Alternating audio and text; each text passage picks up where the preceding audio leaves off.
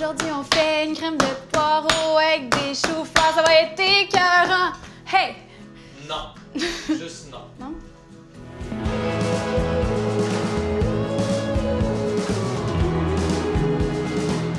Aujourd'hui, on fait une crème de poireaux et de choux-fleurs. Les crèmes, c'est vraiment simple à faire. On peut le faire avec 1 million d'ingrédients, mais c'est toujours le fun quand l'automne arrive, Alex, de se réchauffer le cœur et l'âme avec une crème. C'est comme une caresse de maman un doux matin d'automne.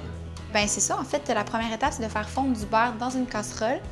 Et on va attendrir un poireau avec tout le poireau au complet. On y va full all-in, Alex. Donc, je vais couper le poireau, Alex, parce que c'est toujours préférable de couper un poireau avant de le mettre dans la casserole.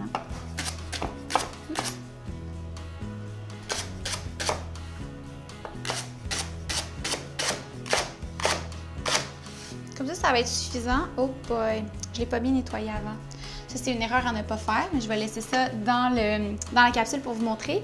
Donc, je vais le passer au tamis ou chinois, juste pour le rester un petit peu.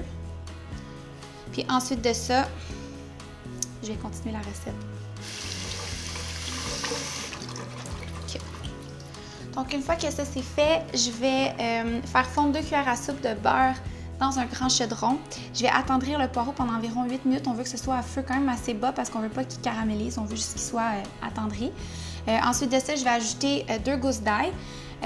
Puis on va reprendre à partir de là.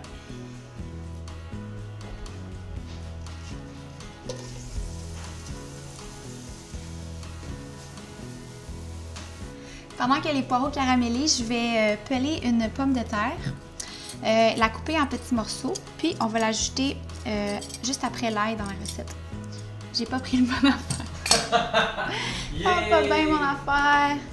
Parce que je suis tellement mêlée ces temps-ci, puis j'oublie tout, je mélange les phrases. C'est quoi que je dis? Des affaires que je dis des fois, là? Ben l'autre fois, tu voulais dire le chiffre 30 024, c'est 300 000, 3 024. OK. Donc, la petite pomme de terre ici.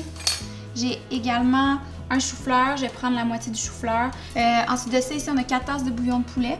Une fois que l'ail va être ajouté, encore une fois, là, on met tout ça dans le chaudron. On va laisser cuire jusqu'à temps que les pommes de terre soient attendries, en fait, soient cuites, dans le fond. C'est de la gousse, ça.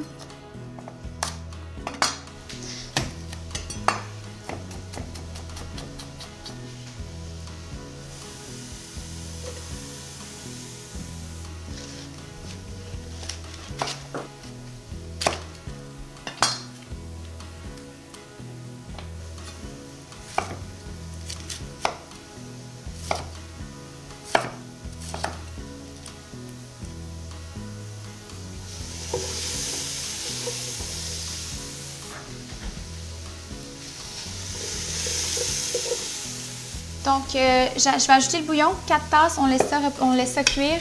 Je vais ramasser ce petit bordel, puis je reviens.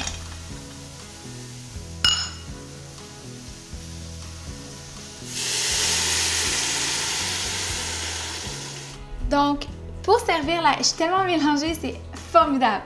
Pour servir la crème, je vais faire des petits poireaux caramélisés croustillants. Et là, je m'attendais à avoir un Marilou. Wow, c'est donc bien une bonne idée, ça. Voilà. C'est l'invention du feu et Colin, c'est assez proche, hein? Oui. On dirait. Donc, ce que je vais faire, c'est que je vais trancher finement le blanc d'un poireau.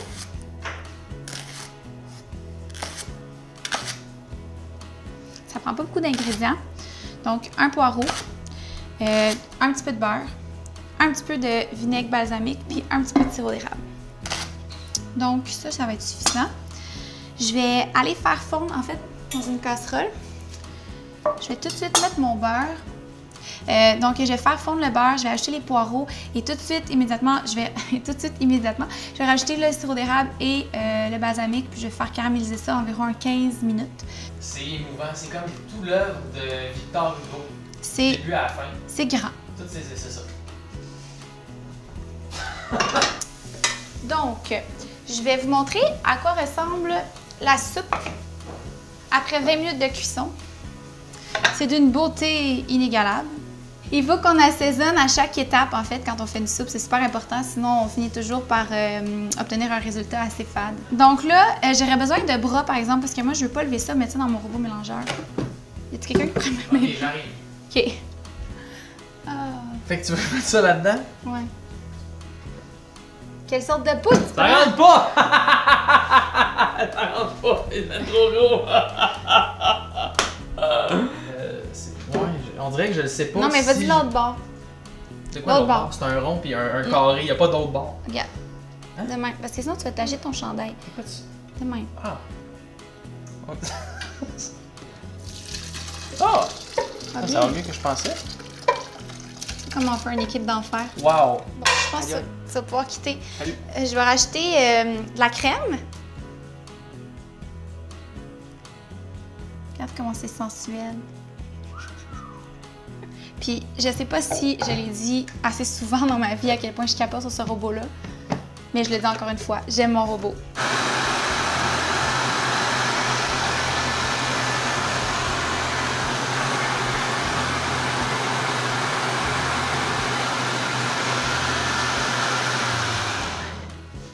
Je vais regarder de quoi ça a l'air.